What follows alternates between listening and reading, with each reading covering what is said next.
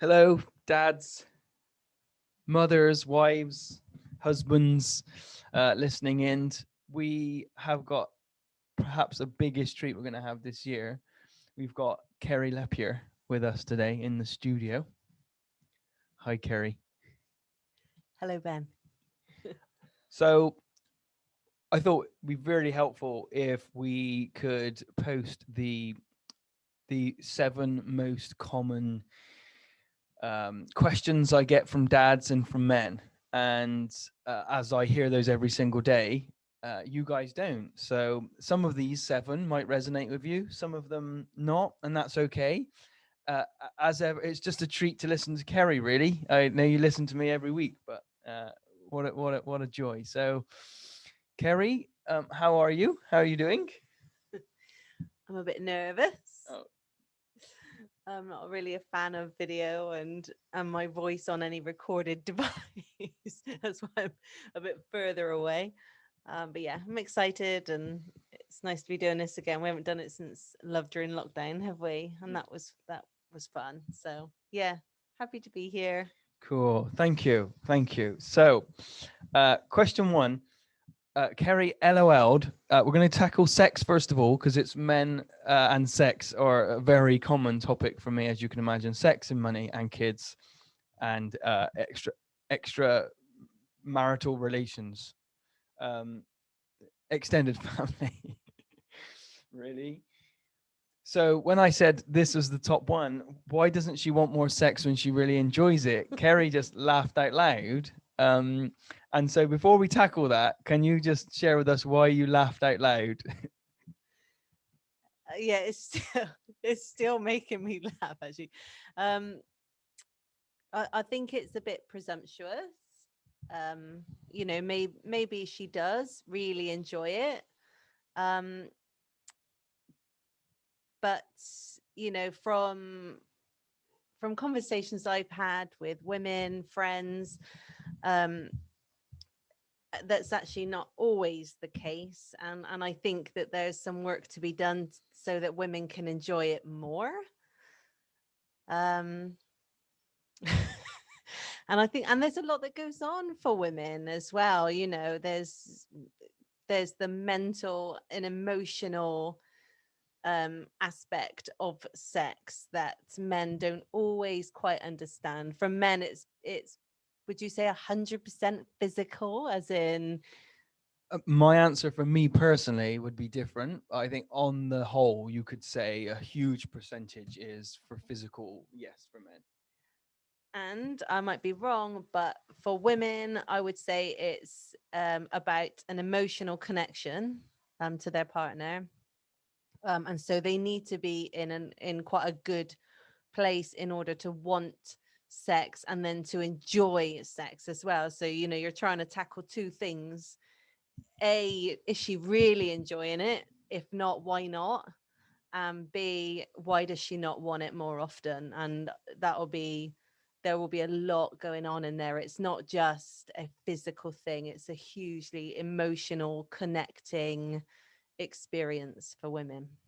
Yeah, thank you. And that leads into a whole bunch of other topics. And one of the topics we're coming on to today is I can never do enough to please her. So men seem to think if they're doing all the right stuff at home, there must be something wrong with them or her if she doesn't want as much sex. And I've broken this into four parts really: men's lead up to sex, men's sexual experience, women's lead up to sex, and women's sexual experience.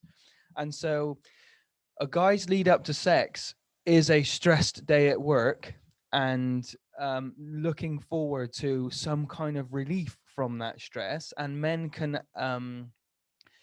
obtain that, access that through a sexual experience. Unfortunately, it's not the most fulfilling sexual experience, but men have had a really poor day at work, even if they're looking after the kids or whatever. And then they're looking at sex as, oh, I can't wait to get that. I can't wait to have that because that would just help me so much. In fact, is the only good thing that's happened in my day. And if women have had the same lead up to sex, um, had the same kind of day as a man, as the example I've just given, how are they then looking at sex that evening if they've had a very stressful day? Um, again, I might just be speaking for myself, but I feel like it's very different for women, particularly if I've had a bad, stressful day. I just want to cuddle and watch Netflix. I don't want to have sex.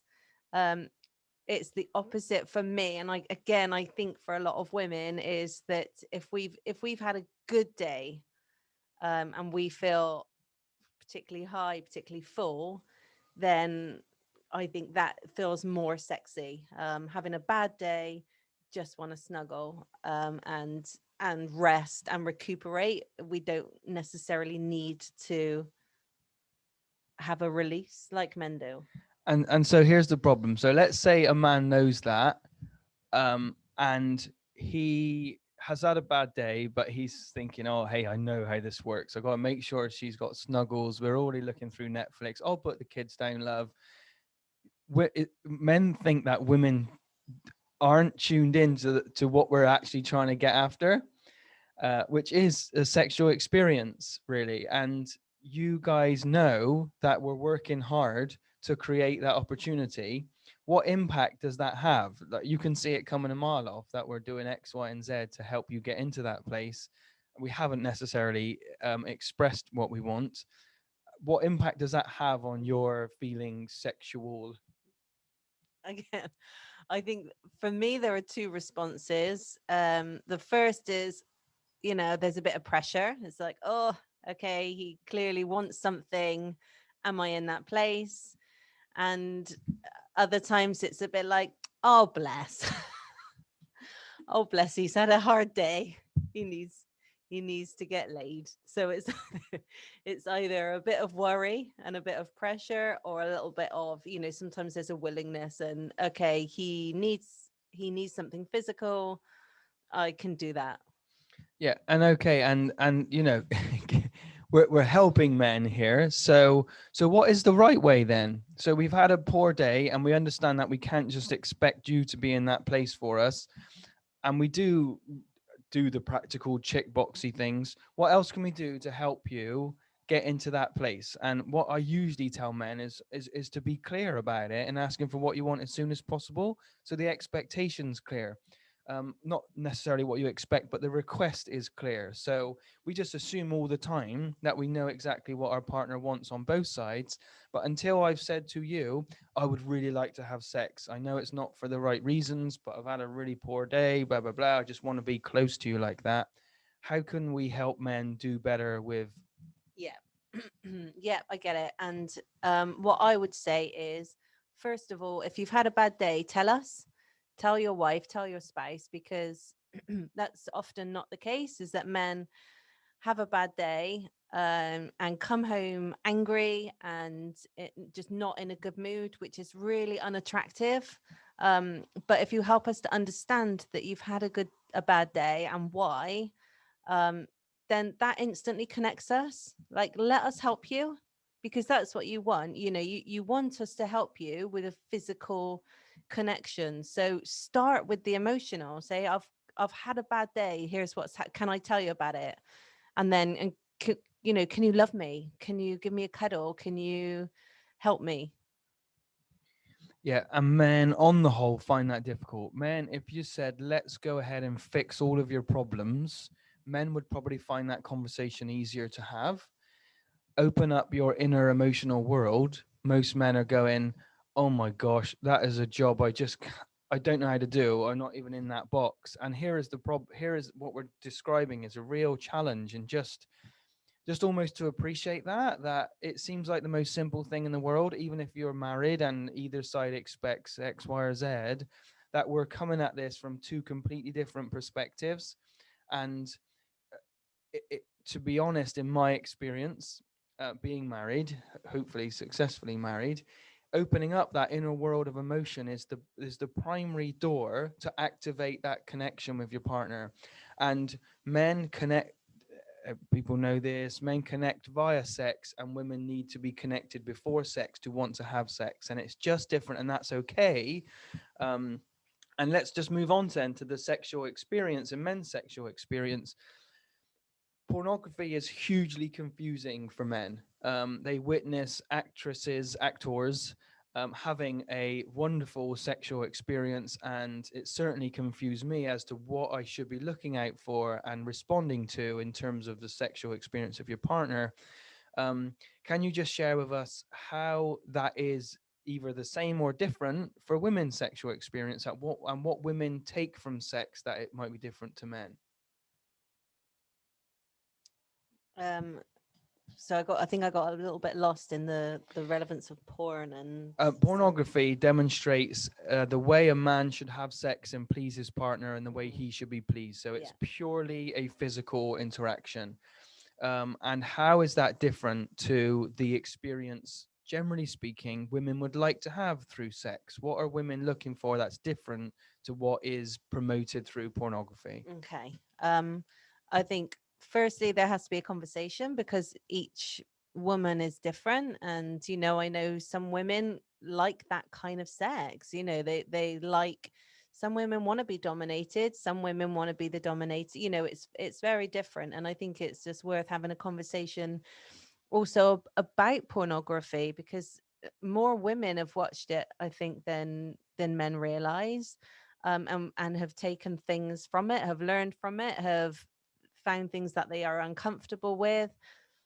So just it needs there needs to be a conversation about what sex do you like, what do you like when I do blah, or yeah, get to know each other from a sexual point of view. Yeah, great. And even in my experience now, if I don't feel emotionally connected to you at some level, the sex is a very physical thing. It feels, I don't think superficial is the right, but it feels quite shallow. And it can be literally 24 hours and I'm thinking about sex again because I haven't got that connection of the soul to you. Mm. It's just been a physical act. And men are almost surprised as to why they want it so much. And I just encourage you to explore connecting with your partner. What does that look like to her? Just have this conversation and open up that dialogue, and allow her to feel safe in that and say, hey, I would love to have a conversation with you about sex, and I'm not going to be expecting sex afterwards. Like, so you're safe. You don't need to think that I've got some ulterior motive here to move this conversation then into the bedroom. This is a conversation just like any other, about money, about kids, about your day, and to have that conversation.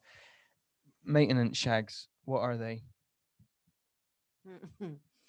um they are kind of obligatory sex. I think sometimes women will have sex with their partners because they know they haven't had it for a while, basically, and so you have it because you know that it's important in the marriage, and even though you don't necessarily want it because you're not in that place, there's a willingness to keep keep it ticking over, and to keep, not married, but to keep the sense of being married alive. And men might say, is this just a maintenance shag? I don't really want to be having it if this is what's going to be happening. How would you respond to that? Don't care. Deal with it. Get over it. That's the time to keep your feelings out of it, guys. All right, just take it and run. Next topic up then. I have to initiate all the time. Men complaining again, and when relationships start, there seems to be this mysterious chemical that leads to a perfectly fair initiation. That's not true at all. We always look back through rose tinted glasses. So this is very unclear in couples, and I usually get complaints about it. And again, couples almost never have these kind of open dialogue conversations where Stephen Covey says, from Seven Habits of Highly Effective People, you seek to understand before seeking to be understood. And so what I do is I open dialogue with Kerry to find out how she's feeling about sex, how her week's been going. In fact, we don't even start with the topic of sex. We start about how is she feeling? Where's her fear level at? Where is her emptiness at? Where is her stress level at? What's been hard this week? How have I annoyed you this week? So we start to open up really effective conversation, yeah, believe it or not, with your partner, where you're constantly inquiring as to how they're doing, rather than it being a conversation to get somewhere. And by and large, in the main, women just do a better job of having conversation for conversation's purpose. Is the purpose of having a conversation is for the sake of conversation. Men tend to have conversation in order to share their opinion or solve a problem. So we're just encouraging you to just open up to that world, really, and just have a conversation with your partner. And what that can then lead to is something that sounds like what I've noticed for as long as I can remember is I'm always the one asking for sex. I'm always the one initiating it. What's going on there? How could that be improved? And to make those out and out requests, once a month, I would really like you to just come and find me and initiate that. That has a huge impact on a man, on a husband, on a partner. That your wife engages with you and wants to flirt. Um, I'm just smiling because I'm thinking if you want to flirt, then you have to get childcare and the kids have to be out of the house, because that's not a box women can enter to easily, when especially when children are around. Is that true? Yeah, definitely. Kids are a massive passion killer. I I especially find the younger ones um kill libido pretty fast. Yeah. Yeah, but it doesn't have to be. And I think, and I'm quite happy flirting and making the odd remark, which I know that you like.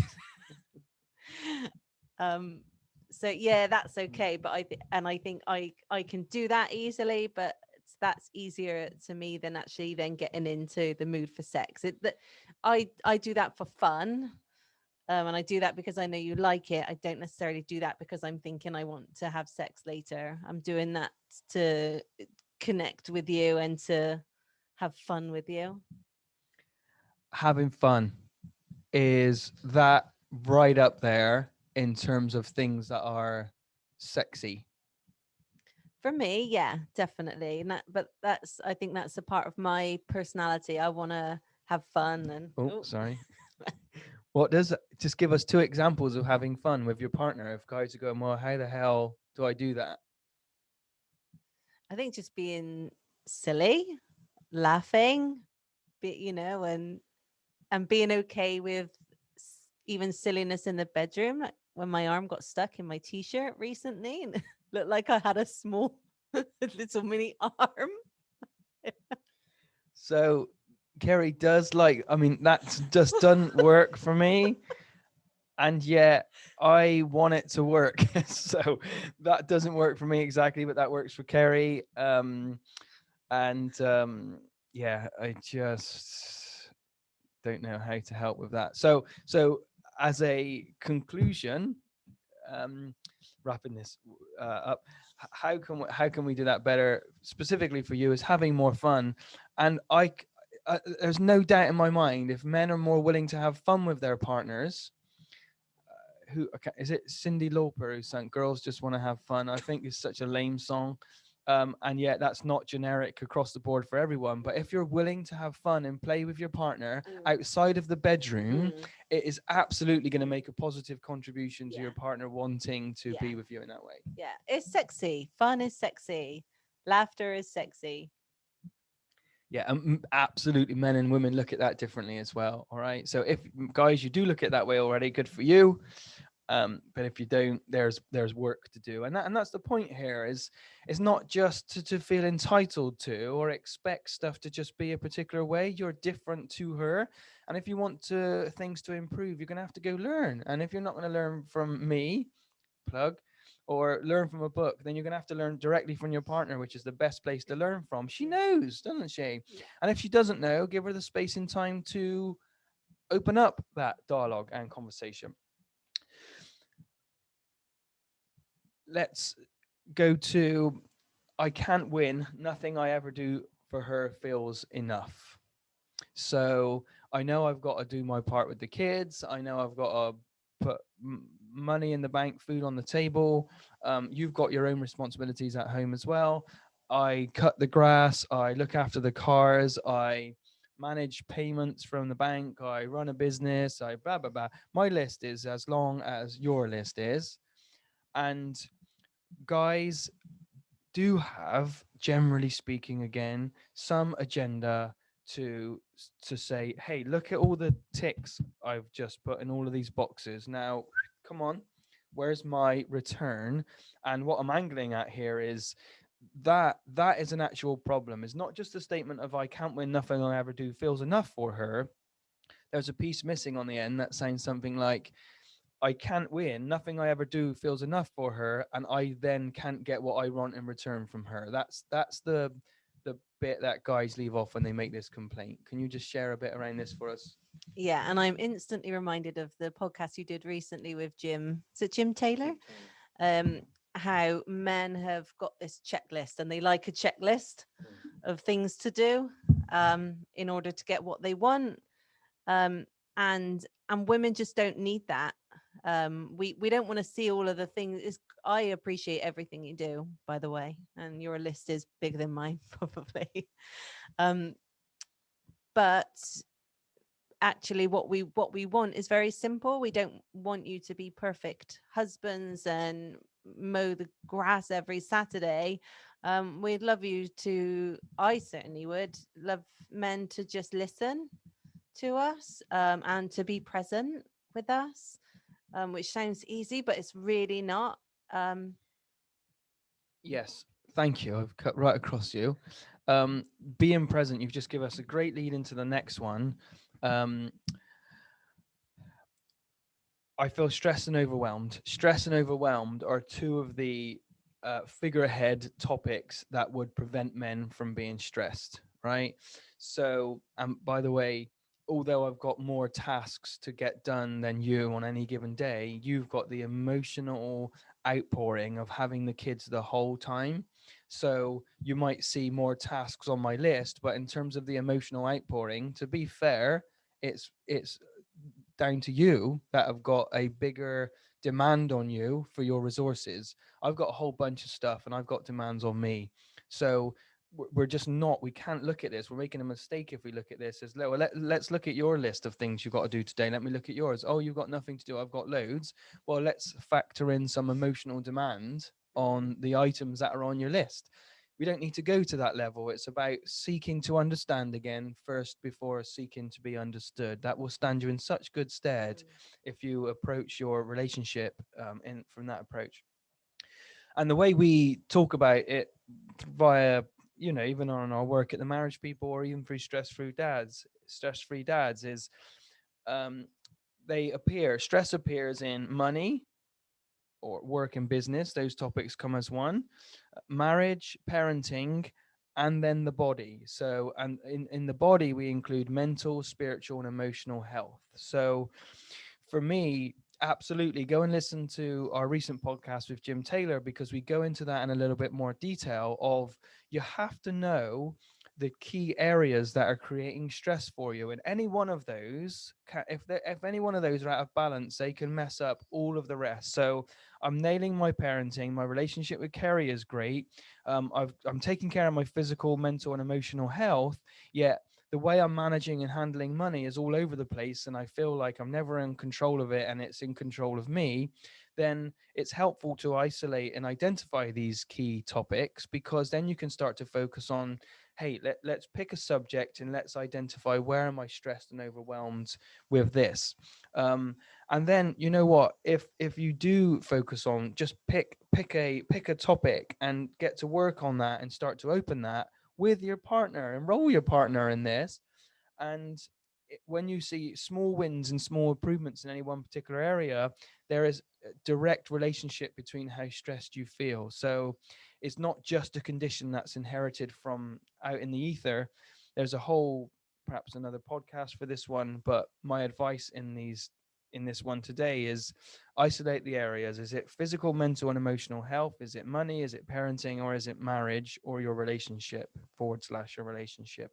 If you can just pick one, that'll help, right? mm, On to money, Kerry. I this made you laugh as well when I released this topic to you. Did it? I make all the money and all she does is spend it. What can you share with us why that got you giggling? Um, well, I can't really remember. But again, I think it's another kind of presumption, that it's not nice to hear. I don't think either, that sort of divide of, and I've heard that in sort of jokey sort of um places as well. I make the money and she spends it. I find that unlikely. And actually, the things that I know women spend money on are things like food to feed the family, um, and there might be some overspend, but it's usually where a woman wants to feel more worthy. So they might spend extra money on some clothes because their clothes are not making them feel great. So, and there is a payoff to that as well. If we don't feel great, we're less inclined to want to be intimate as well. So, although it might be sort of seen as us spending money, that what is the reason for that is what men could ask. Why are they spending so much money on such and such? Like, I spend a lot on food because I'm so passionate about us having a healthy diet and a strong immune system. So I justify that. But if that was uncomfortable for you, I'd say let's have a conversation and I'll show how I'm right. And I think men tend to tackle this one with a scaffolding pole around their partner's head. They've got afraid. They're watching the money leave. That fear's built up, and it's not been expressed or discussed at any level. And the first their partner hears about this fear and anxiety and stress is, "Oh, gone and bought that again, have you? Oh, you've used a credit card again, have you?" And this has been building up for weeks, so it's just brought into conversation with a direct attack, and it's almost impossible for someone to not either retaliate and attack in return or to defend themselves when the topic's brought up like that. And can I just say a couple of things actually? What I've seen in relationships is that when the women handle the money and the budget, things improve financially. So trust women, although it might look like they're overspending and it might look like they're spending a lot. They're very good at making cuts in other places, and we are very good managers of money. So yeah, it might be worth, if they're not already, giving more responsibility to women. That might feel a bit scary, but it might also be worth a shot for a month or two. We've done a podcast recently where the individual does very different in his home, yet she's enrolled in the process. She's part of the process of budgeting and making financial based decisions. Although he has the final say, she plays a really important role in terms of him being more confident with the way finances are used in their home. So the key word for me here is inclusivity. Mm. So if you're blessed to have such an amazing wife as I am, who is more financially astute and less emotional about challenging financial decisions, then great. Um, if not, you at least include them, because just relieves that burden of stress that's completely on your shoulders. Um, and for me, the expectations are completely unclear, right? So it's the equivalent of two people start a business. They've never had a meeting about who's responsible for what, yet they've got manufacturing of the widgets, they got sales of the widgets, they've got marketing, accounts, customer care, they've got machinery and equipment they need to buy, they need to be at work on time, they need to manage sick, they need to manage an abundance of different issues when you start a business. And that's essentially how marriages start. Bearing in mind, these two people that have just started a business have never sat down to have a conversation about who's responsible for what. And this stuff can so easily be cleared up. Expectations are the death of a relationship. And because agreements are not clear, it's not clear who is responsible for what.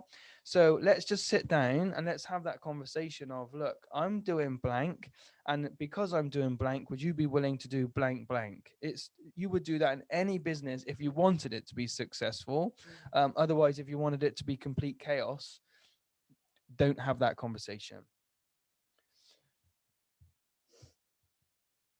This is one of my favorites. My opinion is who I am. So the question from men is, she isn't telling the story, Ben, the way it actually was. And if she saw how it actually happened, then we could have this conversation more readily. And I'm always a bit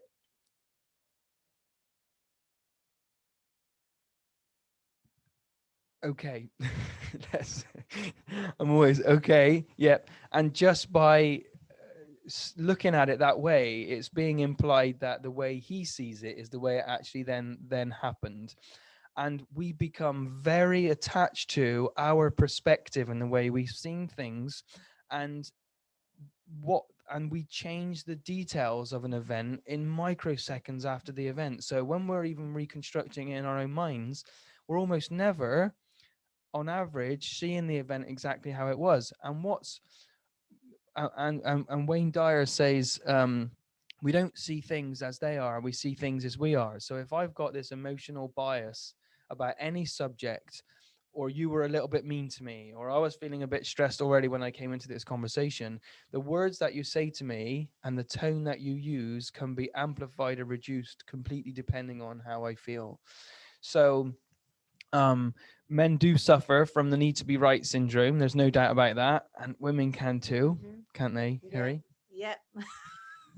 I love being right.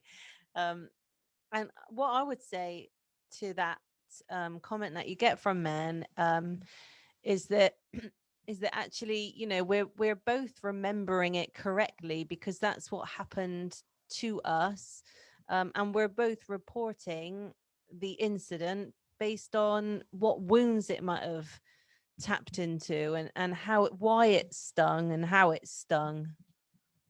Yeah, excellent. So you can't see the whole picture. You can never see all of the details of an event, and you just have to ask six different people who's seen a car accident, for example, and you would get literally six different reports of the same event. And that's why witnesses are always requested and required for when an insurance company is trying to determine who was actually responsible for what. And yet you have this happening in hundreds of times per day in a marriage, in a relationship, in a home, and everyone's witnessing that differently. So first of all, that's to be appreciated, and ultimately it's to remember, what's the objective here? Is the objective for everyone to see it my way because I'm right and I need to get the details right? Is that the objective, to make me right? And yet, so often that is for men the objective, but they're complaining to me that their wife never wants to go to bed with them or have this kind of interaction with them or be doing more for this, that, and the other. And I just, well, how are you treating your partner? You're making it so much about you when I encourage the objective to be connection and intimacy, not intimacy in the application of just sex, intimacy as in emotional intimacy, let's call it. So, is the objective to become more connected to my partner, in which case there's a completely different path, understanding Kerry's perspective first, and then asking Kerry to listen to my perspective. And once you both feel heard, deeply heard, the chances of connection are literally limitless, right? So, it's not just about you, and seeking first to understand before seeking to be understood will always hold us in good stead. And you might not like that. We're just helping you see a way that does work, really. She never follows through with disciplining the kids. Something around the kids. We've made an agreement and something's happened that has gone awry. Raising children is a highly emotive issue. You've got a completely different reference point for how to raise children to what I have. I've got a very different one. And so, again, almost on the back of the last issue, your perspective is going to be different to hers. So it really serves us here to remember that everyone's doing the best that they can. And like that scaffolding pole description I gave, that tends to be how men raise topics with their wives is, yeah, a bat around the back of the head. Men will probably argue that they often feel like that from their partners too. So we're very clear on creating the space to be listened to, from the work we do. So criticizing someone almost never gets us the result that we want. And even if it does, it's born out of getting what we want using fear, and that works very short term. It certainly gets your kids to do something that you want them to short term, but over the long term, parents are coming to us now, and their relationship with their children is literally non-existent, and their kids don't listen to them at all because that fear has a shelf life.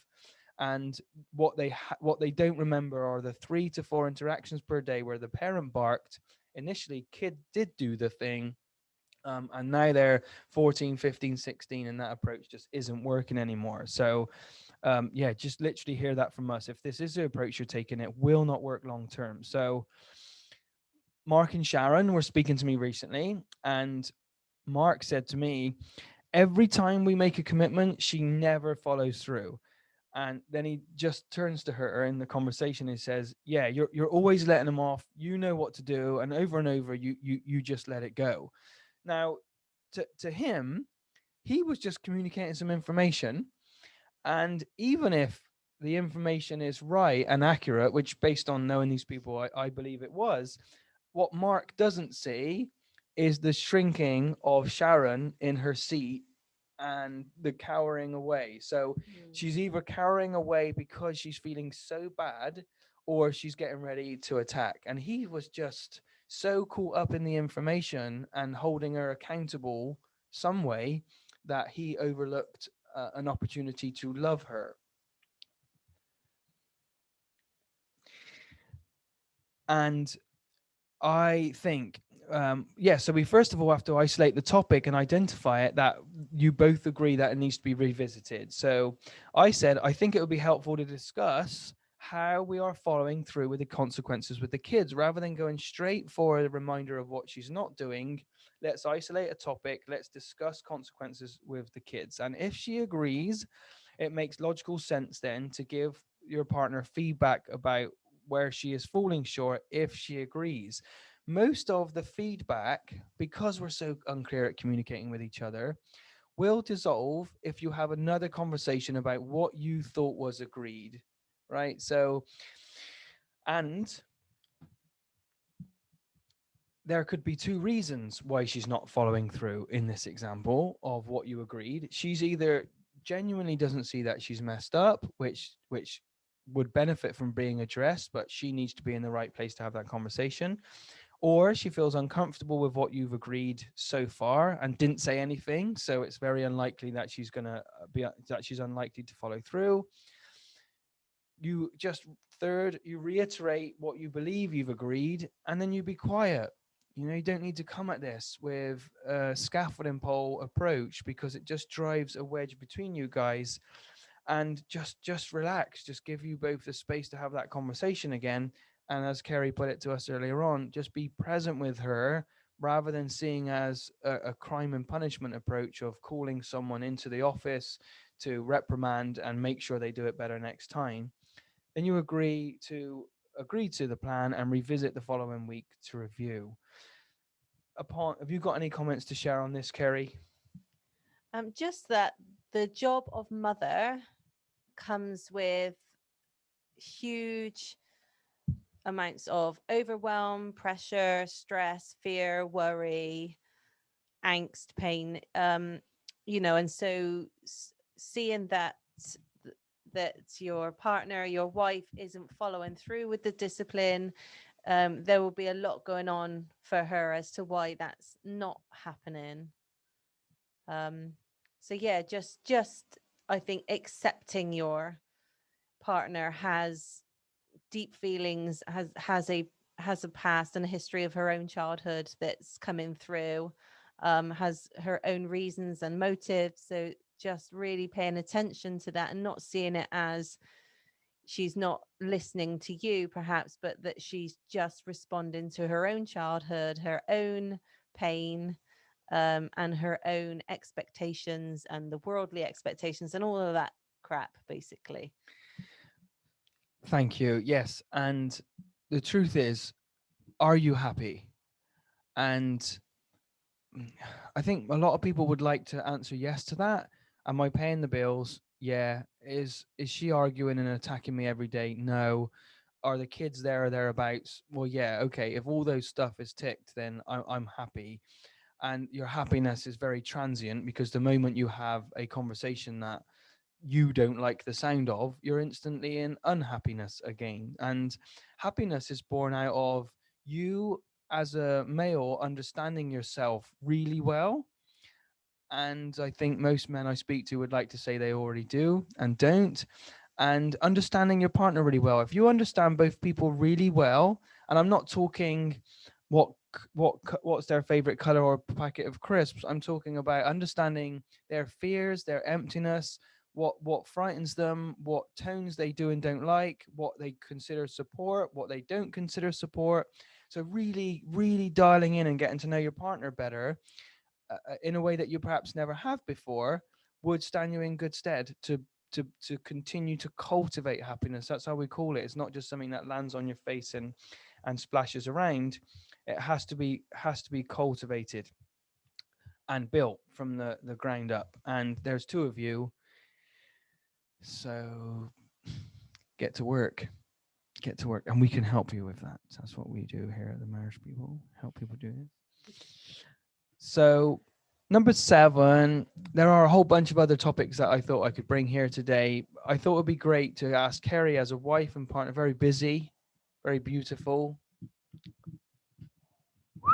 partner, what top 2 things that men can do to relieve stress? And Kerry's answer might be a little bit subjective because she sees my insanity on a daily basis, but she's amazing. I'd love to hear what you have to say about that. Cool.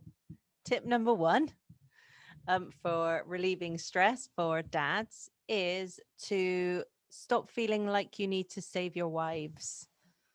Um, I think you already sometimes feel like that you've got the weight of the world on your shoulders, and then we come at you with our problems, and you instantly see that as another task on your list. Kerry's perhaps, a common one for me might be that because I'm not working too much at the moment, just a little bit for the marriage people, is that I sometimes feel a bit unworthy. I lack confidence and I want to earn extra money. So, now and again, I'll have a little bit of a wobble and say, oh, I wish I was earning a bit. I wish I was contributing more. And then Ben's immediate response is, oh, okay, yeah, I'm getting this wrong here. Okay, so I need to take the kids more. I'll look at my diary. Let's book another half day in then where you can get to work. But what I'm really wanting is just to be listened to. I'm just remembering an old pattern. I'm not necessarily saying I want you to solve this for me. I'm just saying, oh, I'm feeling a bit like this. The end, basically.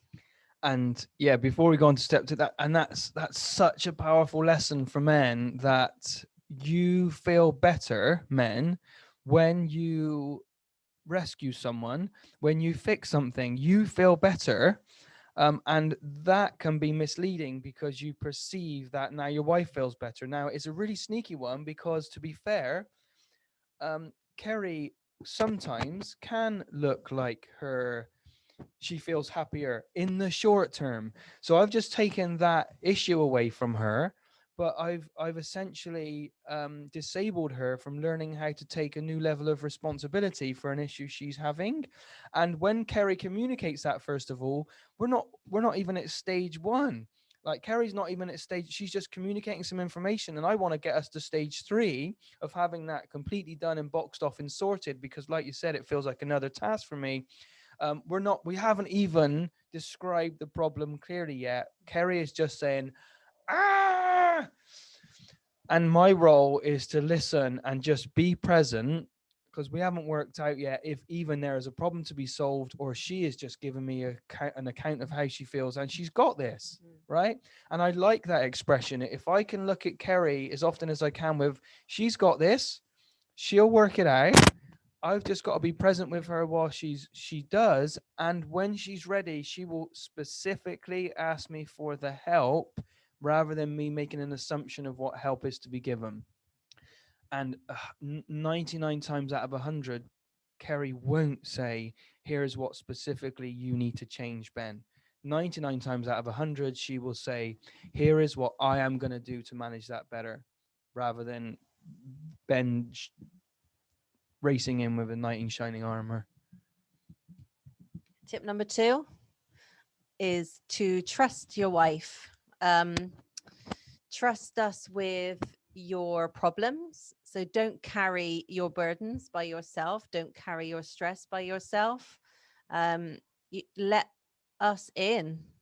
Communicate with us. Let us know what's hard and why, and let us be a support for you.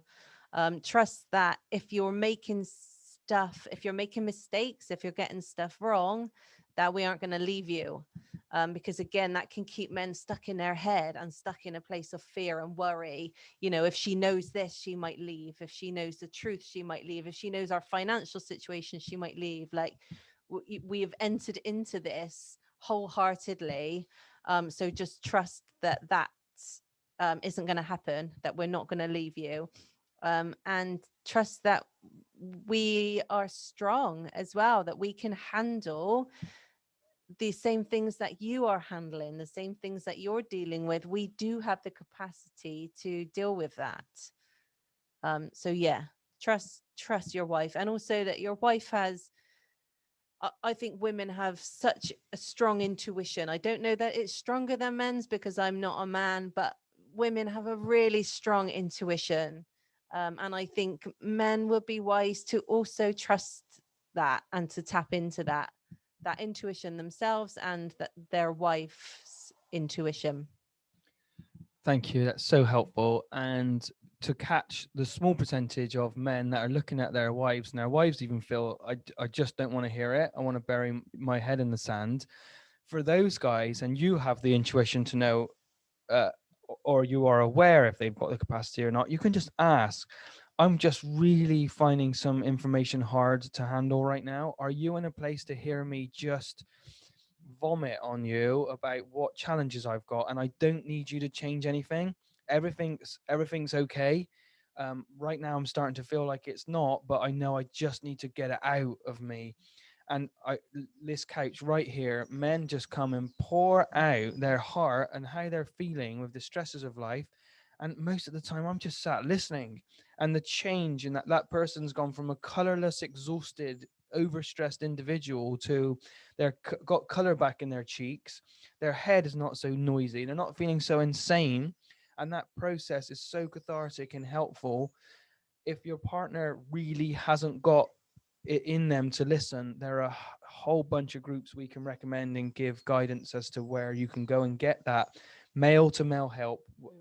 Powerful groups where men can hold that stuff for you if it does need to be taken down a couple of notches to be shared at home. That was I was going to ask if I could have a third tip, which was going to be, um, for me, the biggest improvement in our marriage came when Ben attended a men's retreat, and he came back literally a different person. And he was already amazing, but he just came back so confident and sure of himself and so full of love. And ever since that event, he attends a fortnightly men's council, and when he comes down from that meeting, he's like the Ben that came back from the retreat. He's full, he's loving, he's able to listen to me, he's able to consider my feelings more. He's just he's a full version of Ben.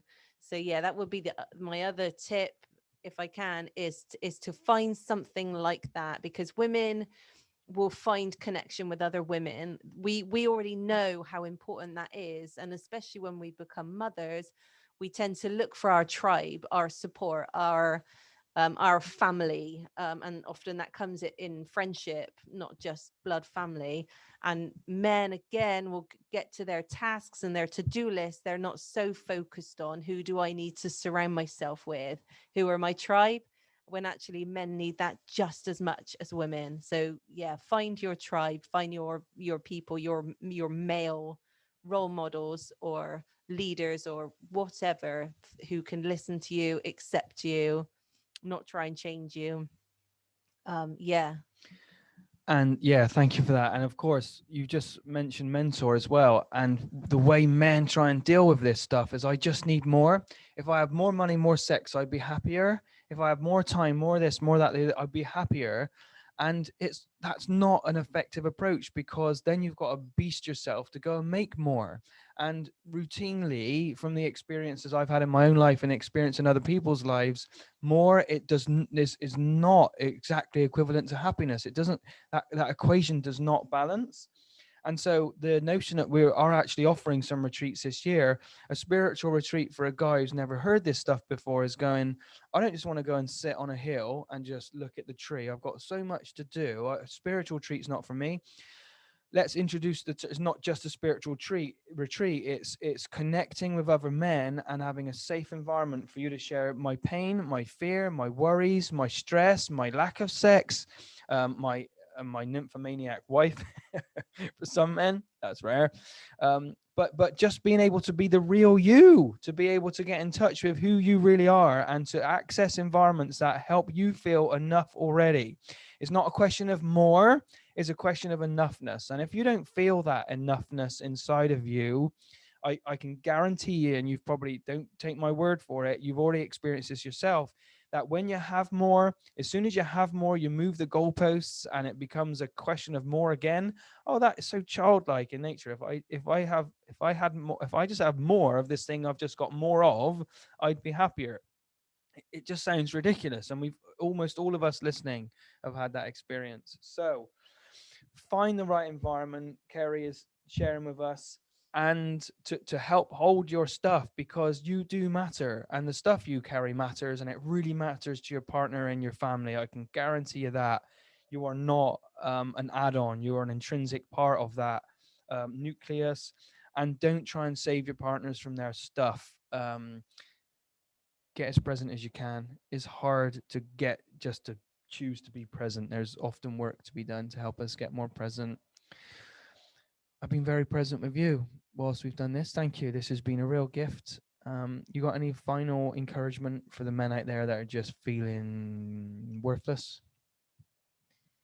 Yeah, I think that what we've just spoken about could overwhelm men further, which was not our intention. So hopefully not. Just know that we know you're doing the best you can. I don't think that men can hear that enough. Like, you're doing enough, you are enough. Um, that goes for all of us. So yeah, relax and just take one step at a time. If you take one thing from this, just do that one thing, and it will have an impact on your marriage and on your life. Yep. Thank you. Yeah.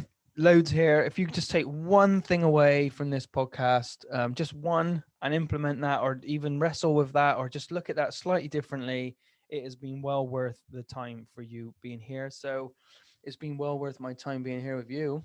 Golly gosh. Have a great day, folks. Have a great day, man. Yep. God bless. Get in touch with us. Come to the forum. Share this. We would be really grateful, and subscribe if you haven't already. So we say ho at the end of men's groups. Amen. Bye.